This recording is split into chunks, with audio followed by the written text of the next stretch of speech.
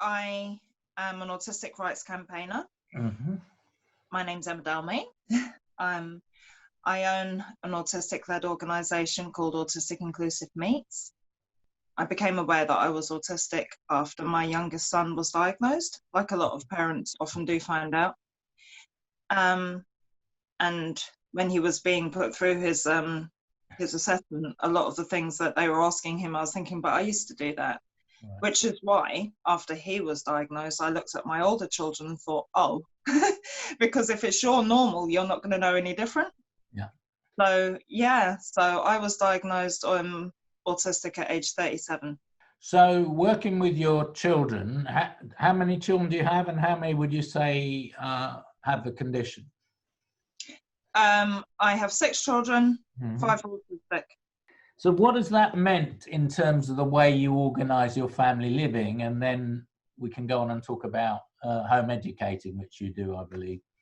We've just adapted. I mean, they don't sleep much, the 2 younger ones, so we have later bedtimes, later getting up times, a lot of sensory input. With the homeschooling, I'd say I'm more of a on-schooler, so I just follow their interests because both are ADHD, so their interests are, they can't concentrate for long periods of time unless it's something they're really interested in, then they can fixate on it for hours to the exclusion of, eating and things like that. So you've got to remind them and prompt them, you need to put that down now and have a break, here's a drink, things like that. So, yeah, we do a lot of museums, libraries. As I said, I follow their interests. Okay. Yeah. And how do you make sure that they're getting, what educationists would call the basics, learning to read, do computation, stuff like that? Well, that's where education can often go wrong because not every child is going to learn at the same pace. Mm-hmm.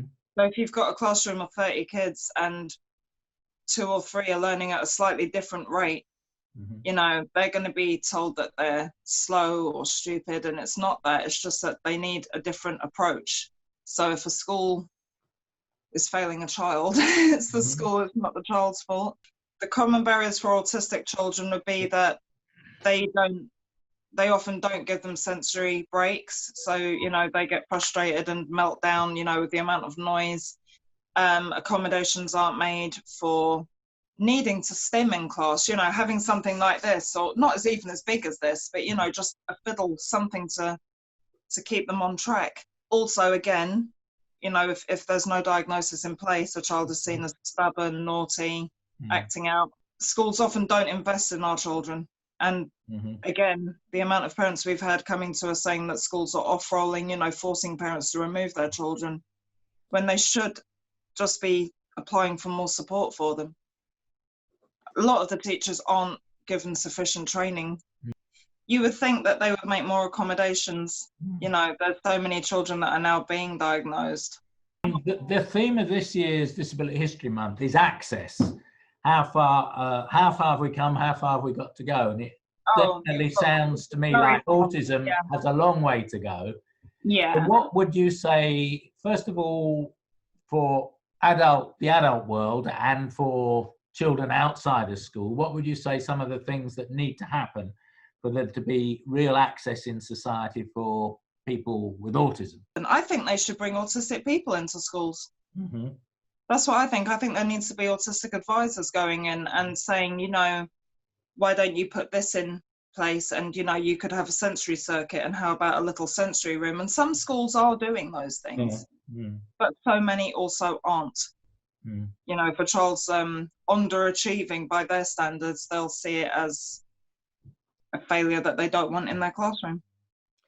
Now, we'd better deal with this issue. There's a lot of wrong information about autism around, and parents, there's all sorts of people trying to make out it's a sort of chemical thing or an imbalance in the brain, and they're coming up with various solutions, some of which are quite barbaric, I think, to deal with it. Can you tell us a bit about that and why you're so against that?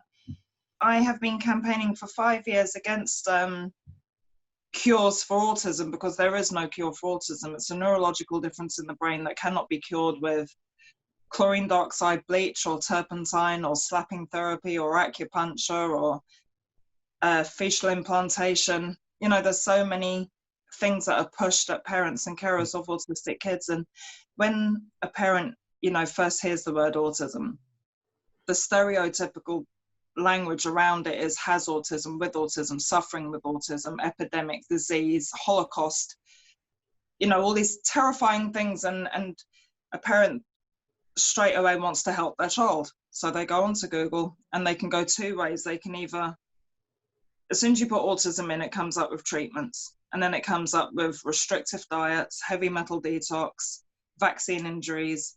Then it goes deeper into parasites and all these other so-called causes, none of which are scientifically proven or have medical backing. So it just needs parents who are hearing the word autism and autistic, they need to look in other directions. And I would definitely recommend that they come to autistic people. There's so many groups on Facebook and Twitter and, you know, and in real life. You know, we run social groups ourselves now and protests and campaigns. And if they just came to us, we were once their children. You know, I used to, I still do. I still bite my mouth each day till it bleeds just because of the pain feedback. I used to smear. I used to eat my feces. You know, I used to spin. I used to run. I used to rock. I still rock. You know, I had all these behaviors and these self-stimulating traits, and many of them I've learned to work with or eliminate and replace with other. You know, so it's just looking for the right redirection. If it's a self-injurious thing, for example. What do you think about sensory integration theory? Does that something? Yeah, I think it's brilliant. I mean, I suffer dreadfully with sensory issues. You know, last week Saturday, I had a visitor who had on too much aftershave, so I could start to feel myself get lightheaded and woozy. You know, and it went on. I woke up the next morning with a pounding headache.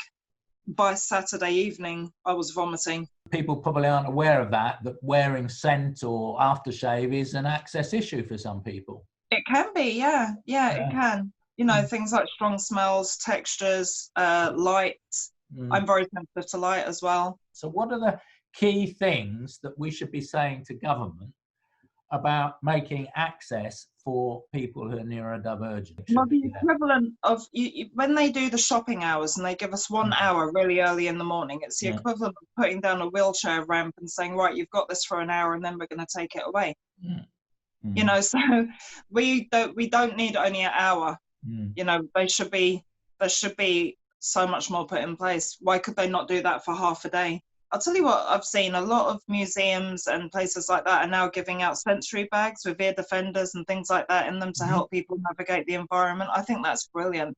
Good. And so many more places would be doing that. Imagine if you went out for a meal as a person that has sensory issues and you forget your ear defenders, or you forget your chewy, or you forget your dark glasses or tints because the lights are going to set you off, and they had those things there. That'd be amazing, wouldn't it? Well, I think that's how far we've got to go, really. It's a long way to go, I think. And most of it isn't very expensive, is it? It's about changing the way people do things. Yeah, and also obviously adapted toilets and bathrooms. Right, so what would you want there for the adaptions for neurodivergent people? Well, we do have adults that are neurodivergent that have other conditions other than being autistic. Yeah. You know, so you may have someone who has continence issues, for example. Right. Safe transport for people who are neurodivergent. What are some of the things that need to change on transport? Is it Heathrow or Gatwick that have a sensory room? One of them do. Yeah. So even if there was just a quiet waiting area that you could go to when it's all just too invasive, something like that. You know? And obviously the Sunflower Lanyard allows people to have, you know, to get on, you know, and get a seat if possible. But yeah, there is so much more. Do you think that there should be some standards on building houses, adapting houses, that should take account of what neurodiverse people might want? Well, I suppose a council or a housing association could, you know, work with the person if they've just been given the flat, you know, to, for instance, I had the long strip lights in my kitchen and they used to blink. They were horrible. So I went out and got replacement bulbs, didn't work. So they came in and put this big round light instead, and it's even worse. It's torture going in there. So things like that, if they'd have worked with me and said, look, you know, what lighting would help. My 13-year-old was in school until he was 4, and he was so badly treated. And the thing is, my older ones were also in school. 3 of them did very well.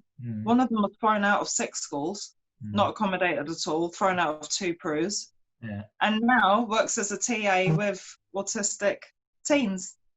Right. Because he knows where the schools failed, so he's in a specialist unit working with autistic teens. So to be honest, my daughter, she is 8, and we run, as I said, sessions, my organisation. We did an art session with a local artist yesterday, and there were 7 children in the room. It was quite a big room, and my daughter couldn't handle the noise. And I said to her, if you're in school, you'd have 30 people in that classroom. So sensory-wise, my kids wouldn't do well.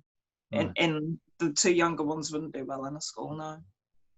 I mean, ideally, I think it would be lovely to have an education centre. What would you want in those centres? I would want those centres to have as much natural light as possible, loads of woodland around them, you know, loads of sensory input everywhere, and that the children would learn what they wanted to learn about. So the lessons would be incorporated to their interests.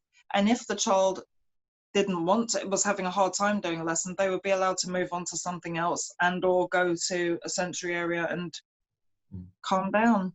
And the adults there, how would they be different to the current teacher? Ideally, they would be neurodivergent themselves. Right, okay. I think that would help massively. If we had more autistic adults, more neurodivergent adults working with neurodivergent kids, it would make a massive difference.